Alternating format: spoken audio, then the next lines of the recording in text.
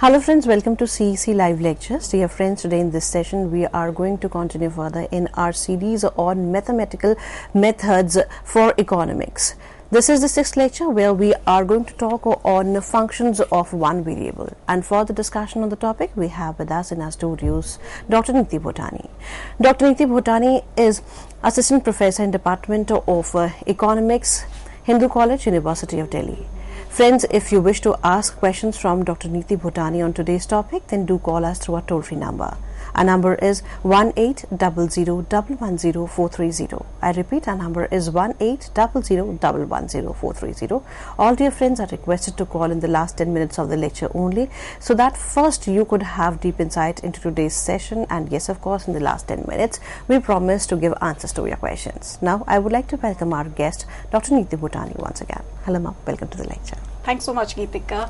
Hello, everyone, and a very warm welcome to all of you.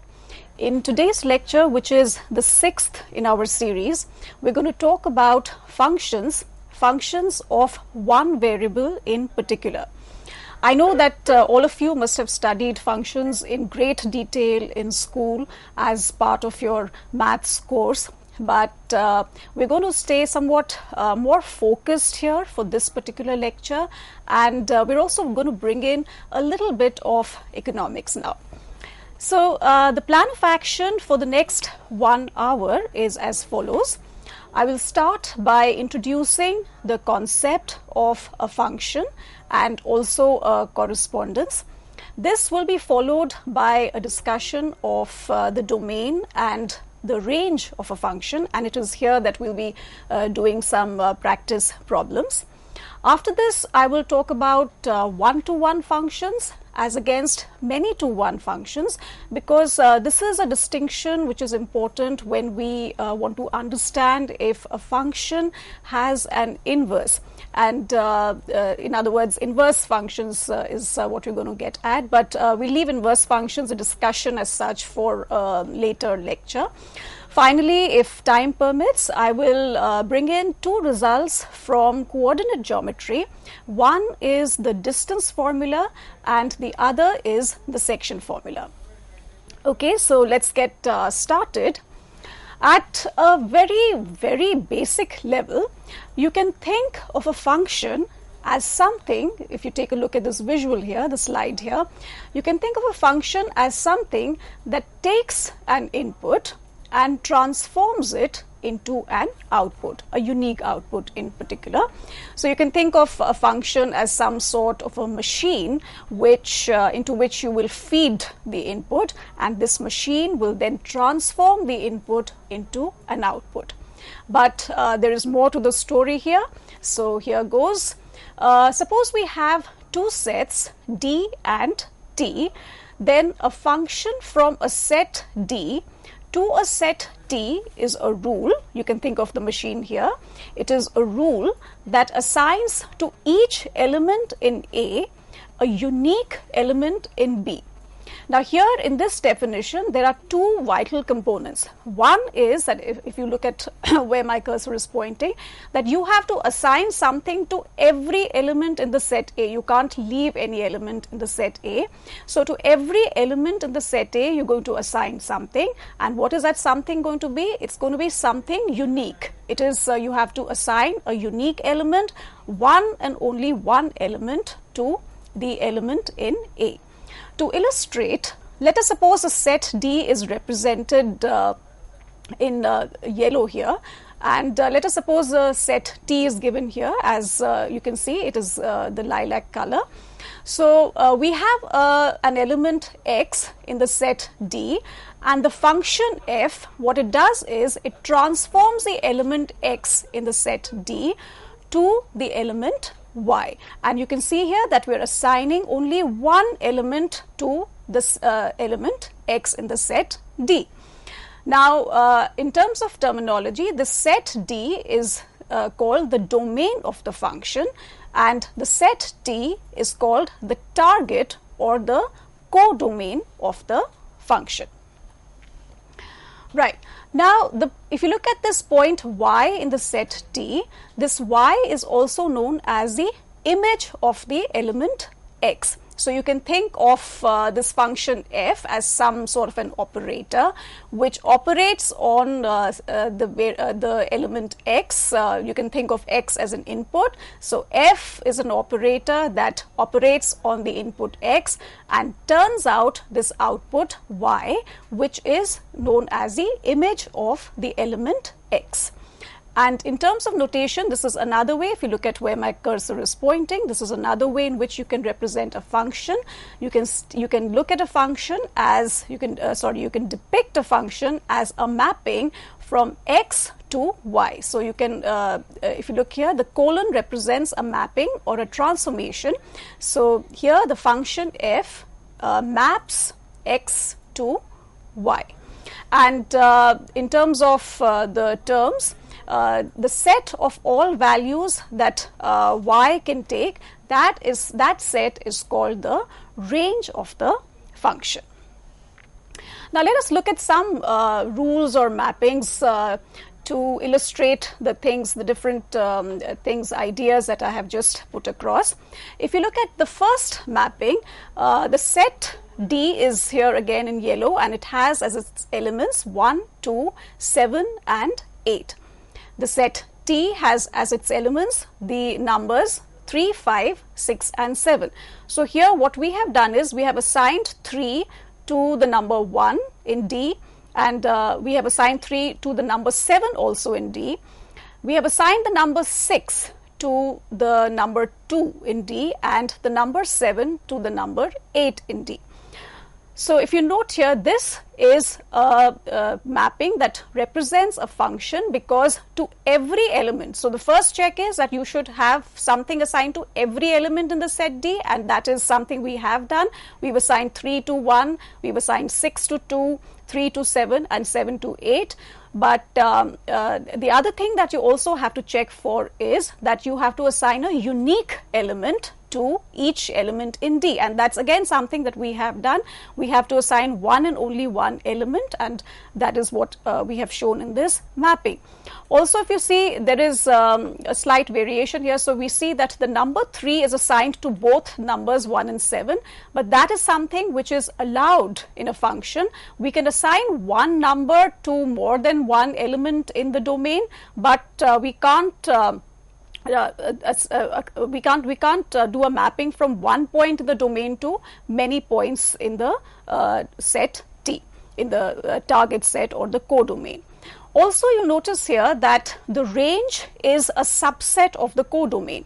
So here the codomain is a set T which consists of the elements 3, 5, 6 and 7, but the range, which is the actual values that the function is taking, the range is the set of elements 3, 6 and 7. So the range is a subset. It can coincide, but it need not always coincide with the codomain.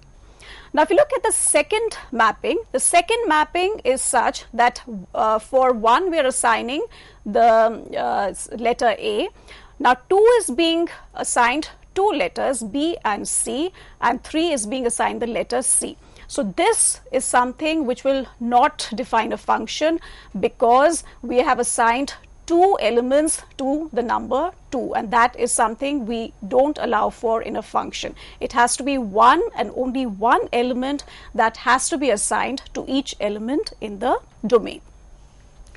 Now let us look at some more mappings which are in words, and these are examples that I have taken from the Sitzeta and Hammond textbook, which from now onwards I'll just represent as SH if you see where the cursor is. So SH will just represent that the fact that I have taken the examples from Sitzeta and Hammond. So look at the first rule here. The first rule is the rule that assigns to each person in a classroom his or her height. Now you have to decide if this rule defines a function. Here you can see that the mapping is from a person in your classroom to his or her height. You're assigning height to every person in a classroom, and every person will have a unique height. So yes, this does correspond to a function. Then the second rule says it assigns to each mother her youngest child alive today. Again, this would be a function. This is a mapping from a mother to her youngest child alive today, and the youngest child alive today would be a unique mapping from the mother to the youngest child. Now look at the third rule, the rule that assigns the perimeter of a rectangle to its area.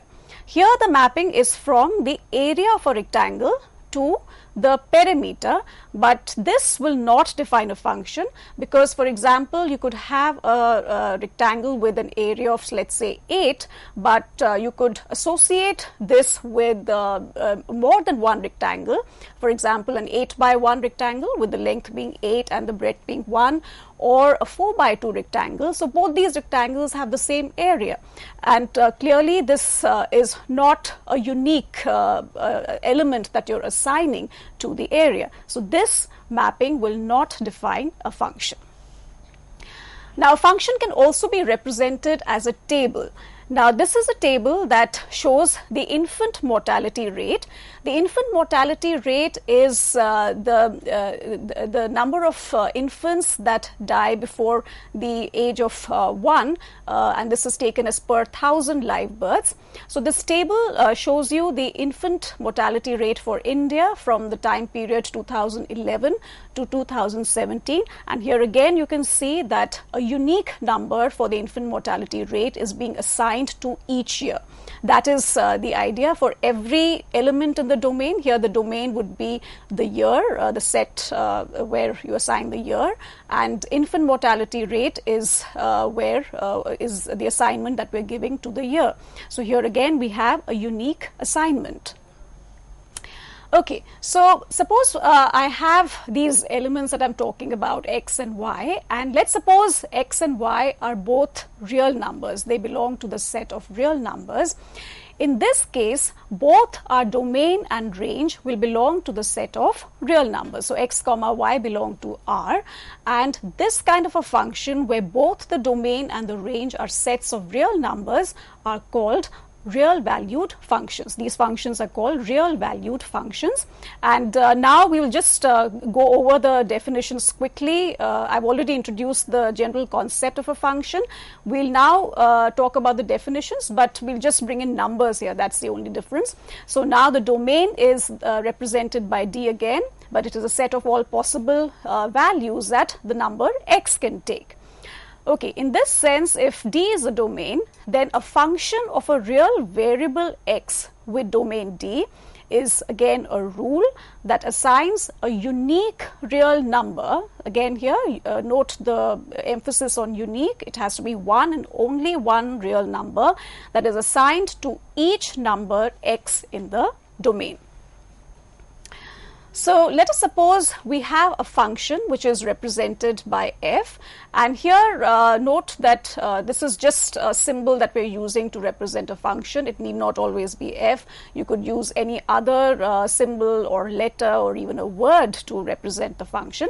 So if we have a function here that is represented by f, and let's suppose you have x, which is a number in the domain D of the function, then f of x, if you see where the cursor is pointing, f of x is the number that the function f assigns to x. So function here is like an operator. F is like an operator.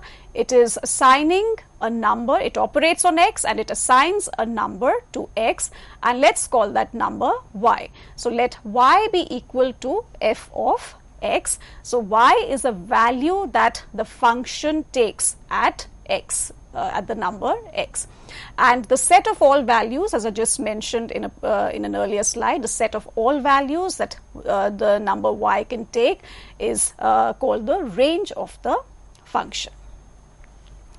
Now, because different books use different terms for the variables x and y, it is a good idea that you be familiar with these terms. So if y is a function of x, y is equal to f of x, then you'll find that the various names given to the variable x are as follows. X can be called the input variable, or it can be referred to as the independent variable. Some books also call it the exogenous variable or the argument of f. Excuse me. Similarly, if you look at the various terms which are used for the variable y can be the output variable, or it could be referred to as the dependent variable, or the endogenous variable, or the image of f. These are the different names that we use for x and y respectively. Now, if you, in the beginning of the lecture, I had emphasized that our lecture is going to be on functions of one variable, but you could also have functions of two or more variables. So, for example, if you look at this slide, if you have a function of two variables, that would be represented as z is equal to f of x comma y. Here x comma y are your input variables and z is the output variable.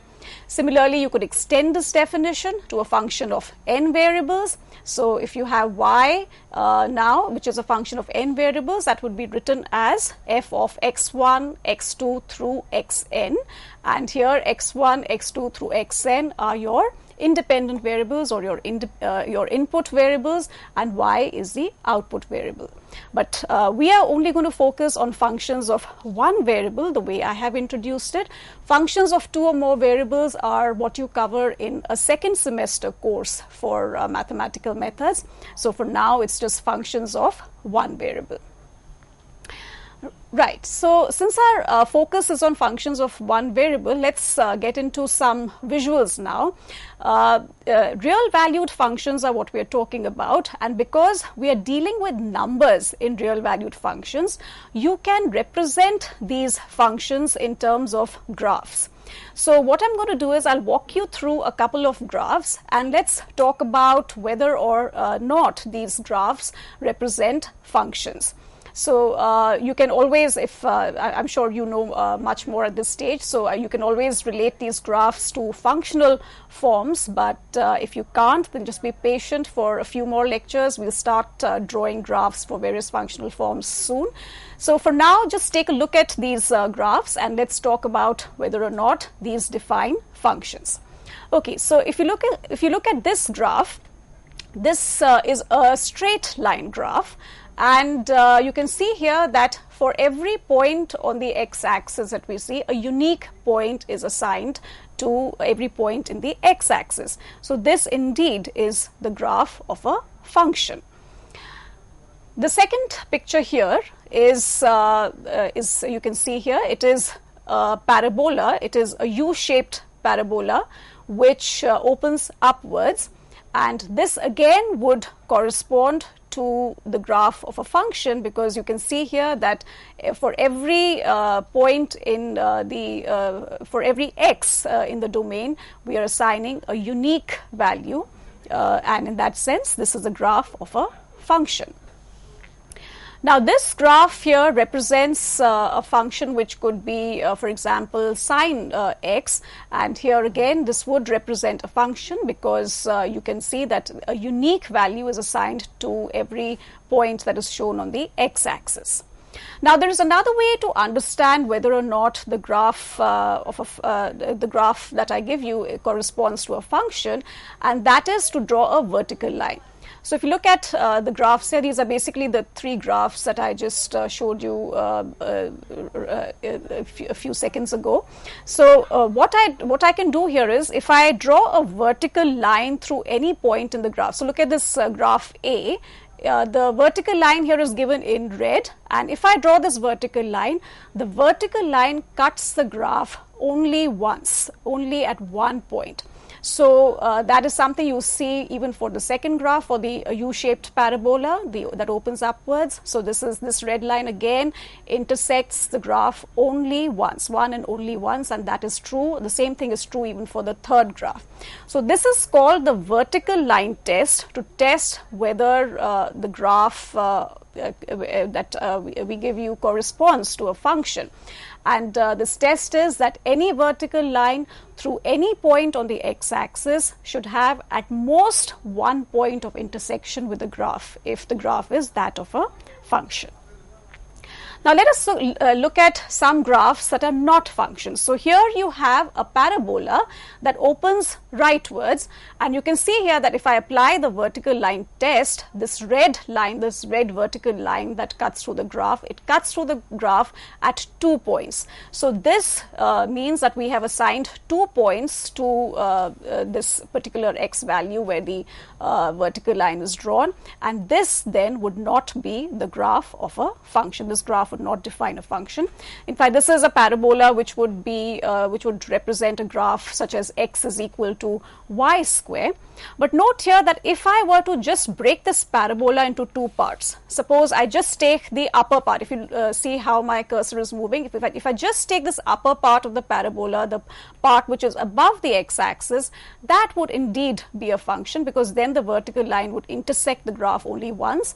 And similarly, the bottom half of the parabola, just if that is taken, only if that is taken, then that would also correspond to a function.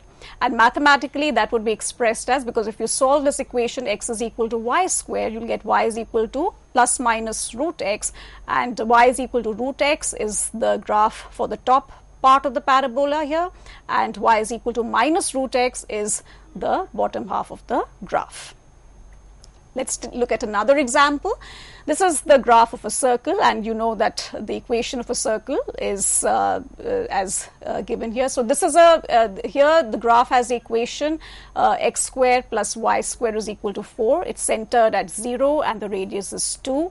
So here again you can see the vertical line cuts the graph at 2 points. Any vertical line that you will draw through the graph, that will cut the graph at 2 points. So this is not a function. But again, let me point out that this is an example I'll do in a bit. If I just take the top part of the circle, a semicircle, which corresponds to y equal to square root of 4 minus x square, or if I just take the bottom part of the circle, which is given by, mathematically it's given by the equation y is equal to minus square root of 4 minus x square, these equations in turn would represent functions. So the semicircles would be functions. Right. Now look at this graph. This is a vertical line, and clearly this can't represent a function, because here you're assigning infinite values to the x value through which that line is going. So clearly this fails the vertical line test, and this is not a function. Okay, let's check your understanding now. So suppose I give you this graph. Here the domain is all values of x greater than or equal to 0. So this graph would represent a function. So beyond a point you have the same values being assigned to the x values, but yes, this is a function because it is still a unique value that is being assigned to every x value. So yes, this is a function. In the next graph, again, the domain is all values of x that are non-negative. Now this here would not represent a function, because as you can see, for this particular x value where the vertical segment comes in, here you're assigning infinite values to this value of x. So this does not represent a function. Okay, so this is a slight variant of the different graphs that I've shown you. Suppose again x is non-negative, does this graph define a function? And here again the answer is yes. It might look a little strange because here you have this discontinuity, but the point is that for all the values on the x-axis, which are for all the x values that you have which are non-negative, you are still assigning a unique value. And if you see, the discontinuity here is at x equal to 3, if I am reading the graph right, yes. So the discontinuity here is at x is equal to 3, but for x equal to 3, you're assigning the value 5, which is still a unique value, and therefore we do pass the criteria that must be satisfied for a function. So this is a function. As an aside, let me point out that all the graphs that I have shown you so far, whether they represent functions or not, these fall under the idea of what is generically referred to as a correspondence or a relation. So a correspondence is a mapping from a point in the domain to a non-empty set. So basically you're free to do a mapping from a point in the domain to one or more points in the codomain, and in that sense you have a mapping from a point to a non-empty set. Whether you assign 1 point to an element in the domain or more than 1 point, that is not an issue. So the generic word is that of a correspondence, and a function can be thought of as a single valued correspondence where you do the mapping from a point in the domain to a point in the codomain. Okay, since our focus is going to be only on functions, let's start doing some examples relating to functions.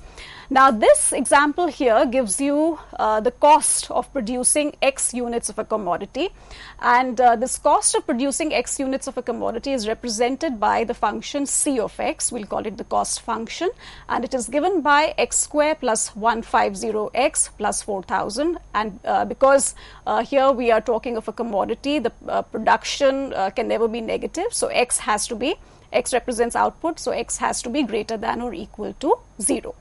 The first question asks you to compute C of 0, which is the cost when you're not producing anything. In other words, it's a fixed cost. So C of 0 is here going to be 4000 if I put X equal to 0 on the right hand side. C of 100 would be 100 squared plus 150 times 100 plus 4000, which you can calculate. It comes out to be 29,000. And then you're asked to calculate C of 101 minus C of 100, which is 101 square plus 150 times 101. So let's first substitute 101 plus 4000. And if we subtract off C of 100, we've already calculated C of 100, which is 29,000. That value then comes out to be 351. So this is C of 101 minus C of 100. The next question, the next part to this example asks you to compute C of X plus 1 minus C of X and explain in words the meaning of the difference. Now, C of X plus 1 would be X plus 1 the whole square plus 150 times X plus 1 plus 4000, and C of X is what we have to subtract off, that is X square. So if I'm subtracting, so it will be minus X square minus 150X minus 4000. And if you do the algebra here, if you open up the brackets, you'll get X square plus 1 plus 2X plus 150X plus 150 plus 4000 minus X square minus 150X minus 4000, and that comes out to be 2X plus 151. Now the next part here asks you explain in words the meaning of the difference. Now this C of X plus 1 minus C of X, which turns out to be 2X plus 151, it can be thought of as the additional cost of producing one extra unit of output, and this here is known as the incremental cost. Now here there might be some difference between what you might have been thinking as the interpretation. You probably thought of this as a marginal cost because this is what you do in school, but to be precise, actually the additional cost of producing one extra unit of output is called the incremental cost in mathematics. Marginal cost in turn is actually the derivative of the cost function here with respect to X, so that's C prime of X. Now here since we haven't covered derivatives in the lecture so far, I won't get into too much detail, but let me give you a sense of things. If you have done derivatives, the derivative C prime of X would be the change in total cost divided by the change in X as delta X, the change in X tends to 0. So basically the marginal cost is telling you what is the change in total cost when I produce just a small amount of extra output at the margin, and let's say an iota extra output at the margin. So delta X has to go to 0, and that is why it is the derivative of the cost function with respect to x that represents the marginal cost. So as far as this expression is concerned, C of x plus 1 minus C of x, which is the additional cost of producing one extra unit of the output, this we will call the incremental cost from now onwards. So please take a note of this. And at this point, we will be taking a short break. We'll be back in a few minutes. Stay with us. With this note, thank you, ma'am. Thank you so much for giving us this productive session. Friends, you're requested to be with us as we are going to be back after a short break and we would be continuing further. Thank you.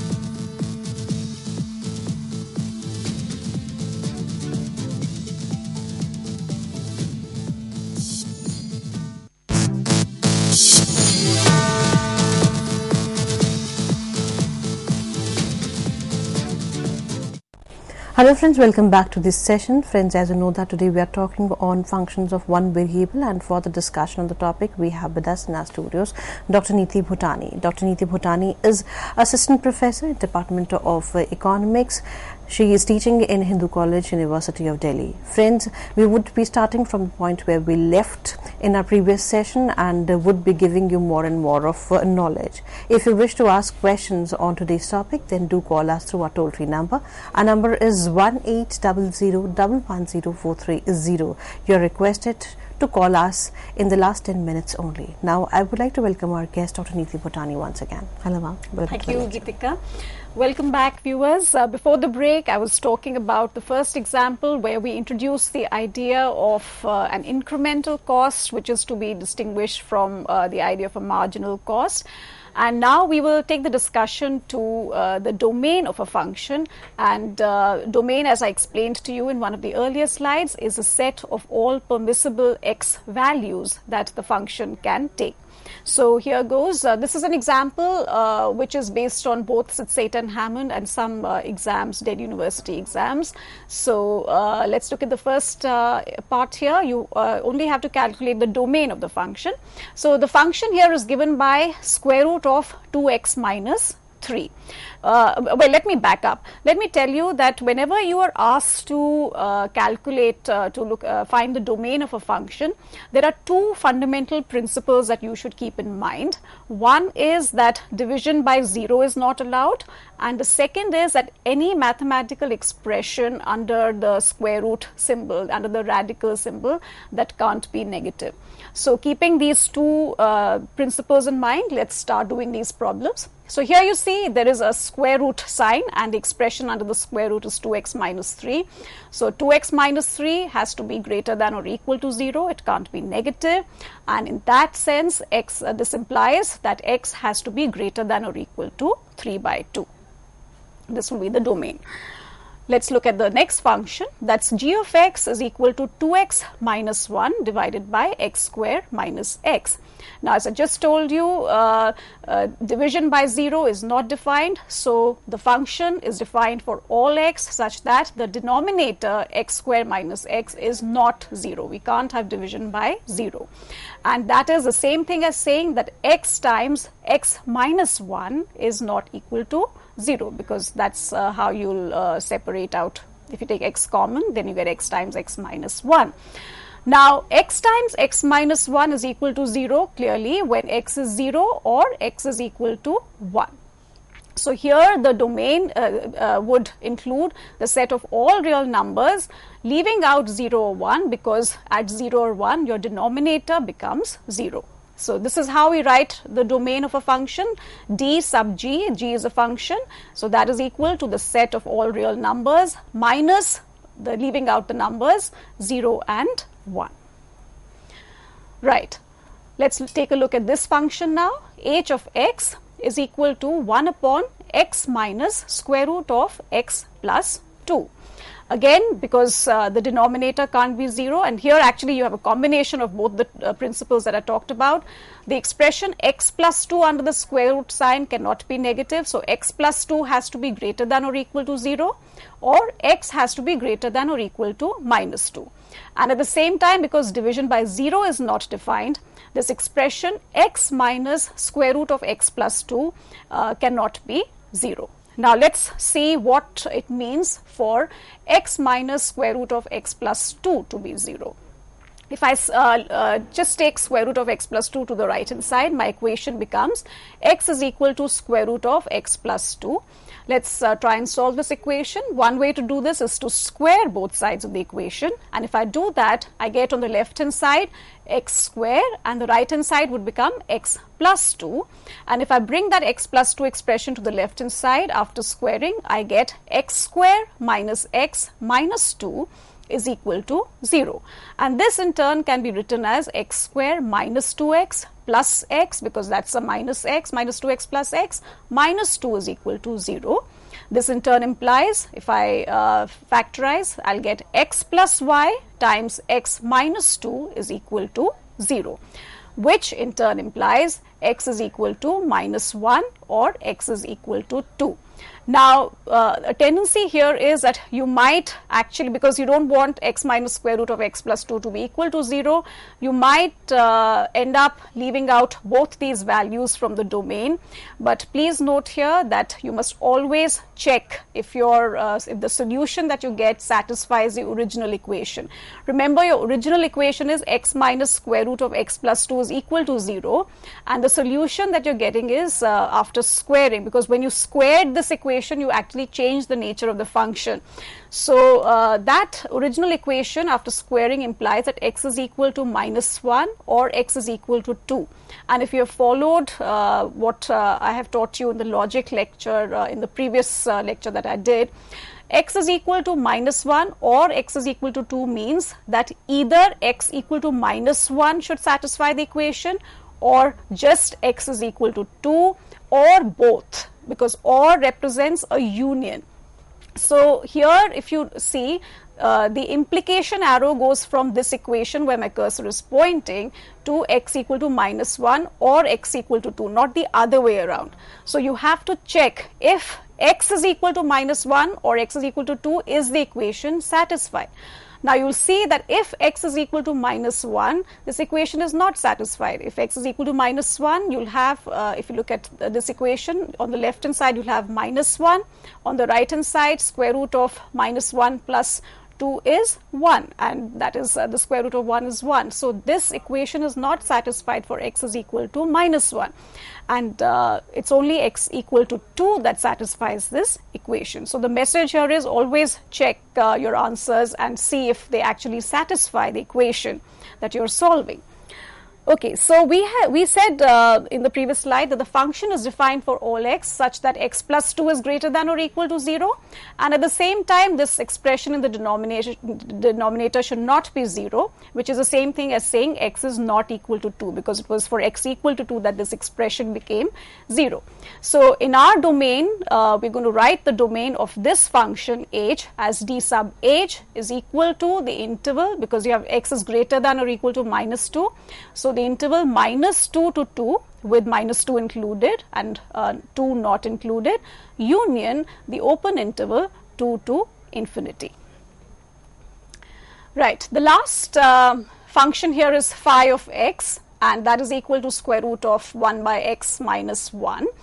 Now you can see that this can be written as square root of 1 minus x divided by x. Again here x, you can't have division by 0, so x can't be 0 in the domain, and similarly we have to have any expression under the square root sign to be non-negative, so 1 minus x upon x has to be greater than or equal to 0. So let's see for what values of x 1 minus x upon x has to be greater than or equal to 0. If you see the sign diagram here, I have shown the factors 1 minus x and x. So 1 minus x is going to be positive to the left of 1 and negative to the right of 1. So the negative is shown by a dashed line, and because 1 can be included here, x can be equal to 1. So I've included the critical point and shown it as a dark dot. For x, x is clearly positive to the right of 0 and negative to the left of 0, but because 0 is not included in our domain, we put an open circle there. And now combining, let's get the factors to interact. So if I look at 1 minus x by x, that's clearly going to be negative to the left of 0. It's going to be positive between 0 and 1, and it will be negative to the right of 1. So here clearly the domain is the set of all values x such that x lies between 0 and 1, with 0 not included and the endpoint 1 included in the domain. So this is something I've already talked about, the two basic principles to remember whenever you're solving for the domain of a function. Now at this point, one would naturally progress towards talking about the range of a function, but right now we're not really in a position to discuss, to find a range on our own or do it in a detailed sense, because for when you calculate the range, it is a good idea to have some knowledge of differential calculus, which is something we haven't talked about yet. So what I will do is we will talk about the range for a few functions, and I will show you the graphs for those functions. So if you can correlate those graphs with the functional forms, that's excellent, but if you can't, just be patient again and wait for a few more lectures until we start drawing graphs. Okay, so I'm going to first, in our discussion of domain and range, I'm going to first walk you through 6 important graphs.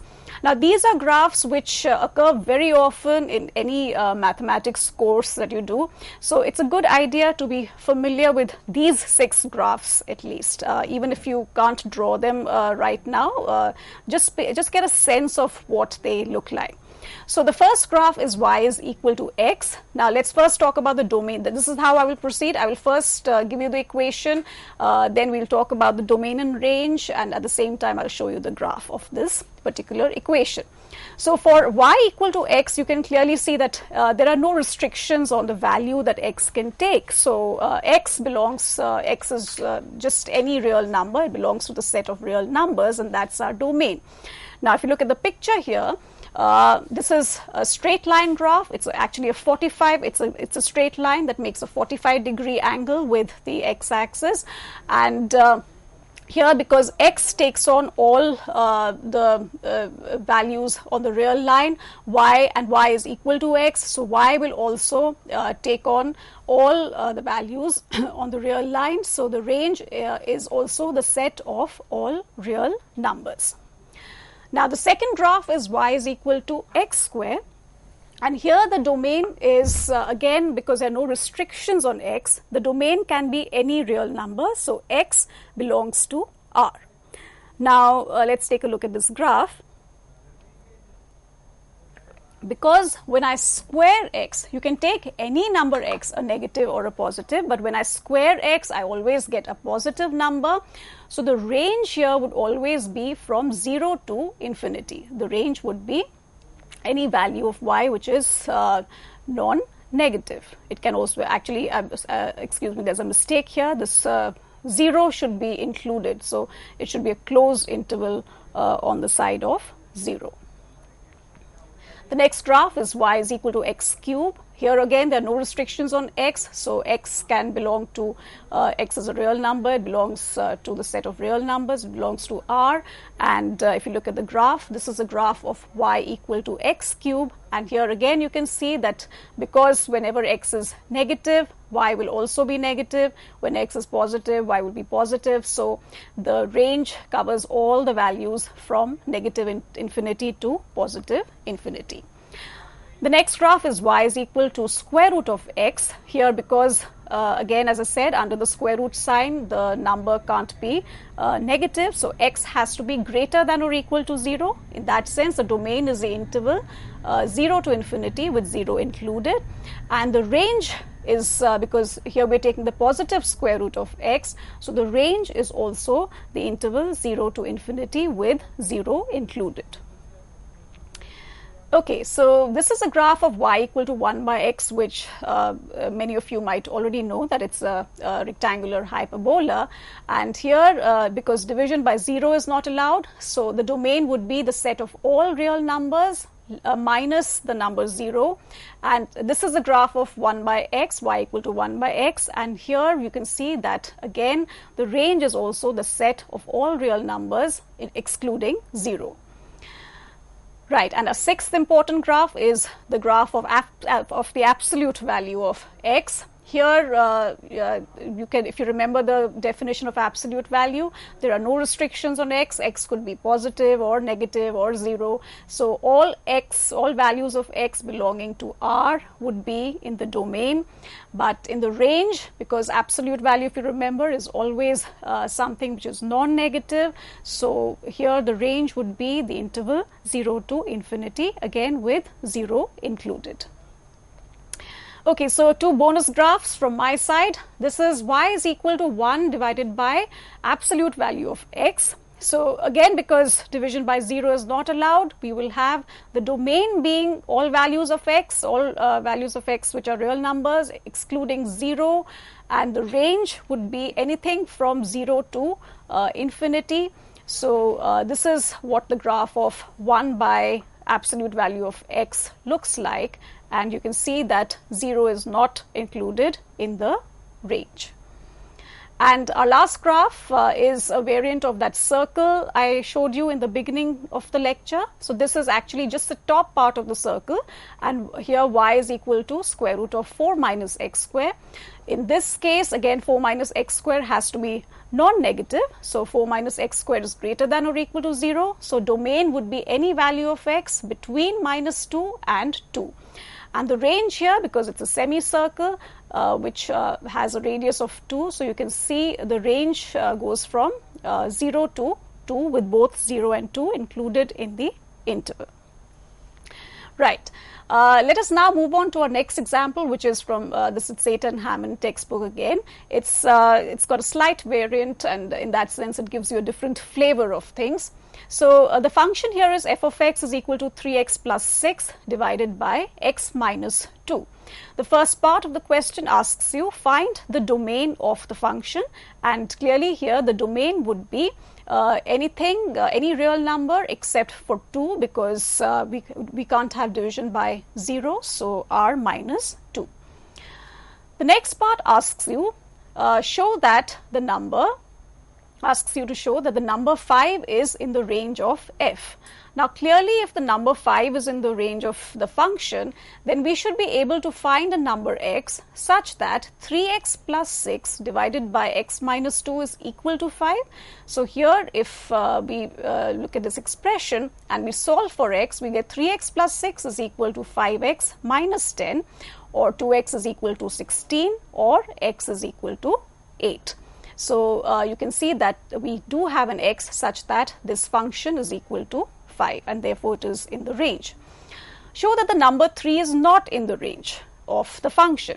Now if I put 3x plus 6 divided by x minus 2 equal to 3 now, just see where my cursor is, then this implies 3x plus 6 is equal to 3x minus 6. Now here 3x, the terms 3x will get cancelled on both sides of the equation, and you will be left with plus 6 is equal to minus 6, which mathematically does not make sense.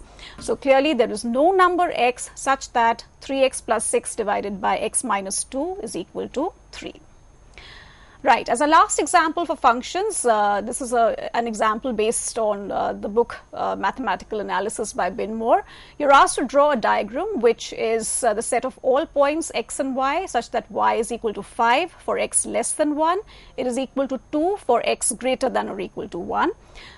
You're first asked to draw a diagram and explain why this is a function from R to itself. So if you look at the diagram for this particular function, this is a step function, and you can see that y is equal to 5 for x less than 1, and for x greater than or equal to 1, the y value is 2.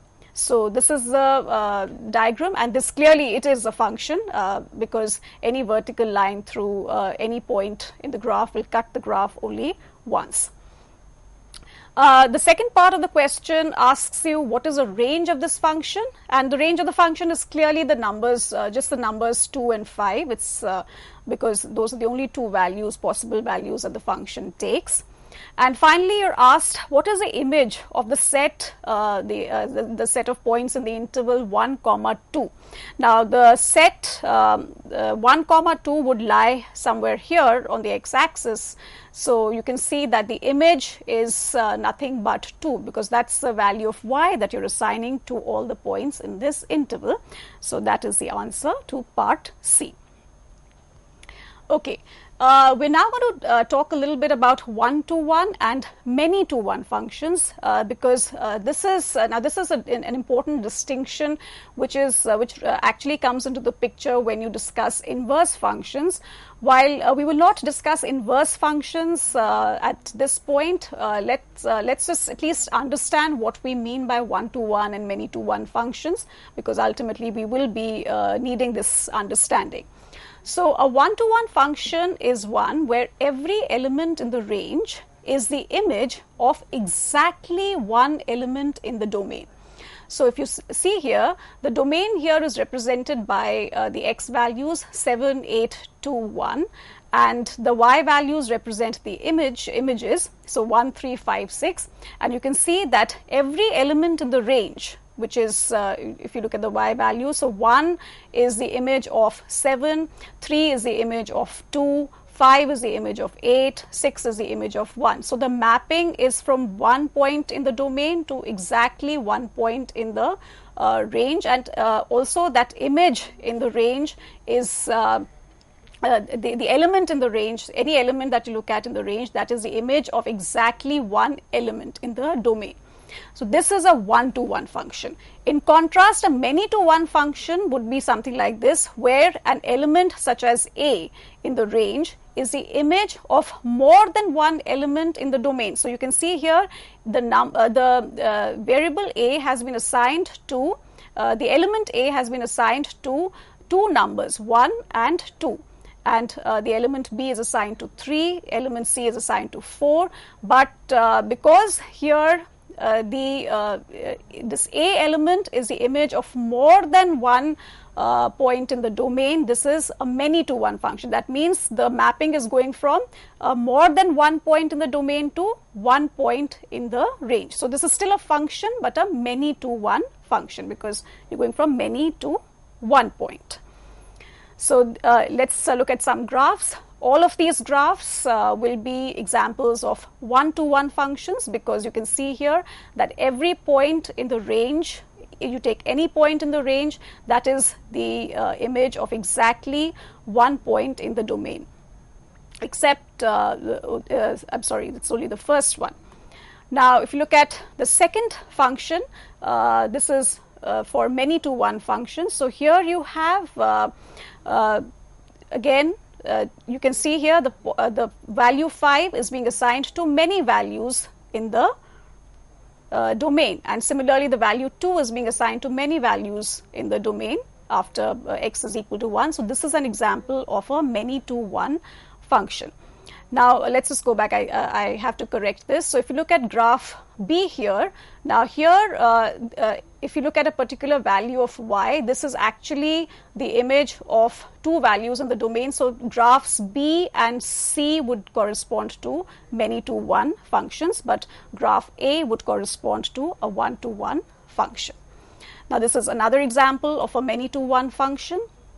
And in terms of, again, words, let's just revisit some of the examples that I had done earlier.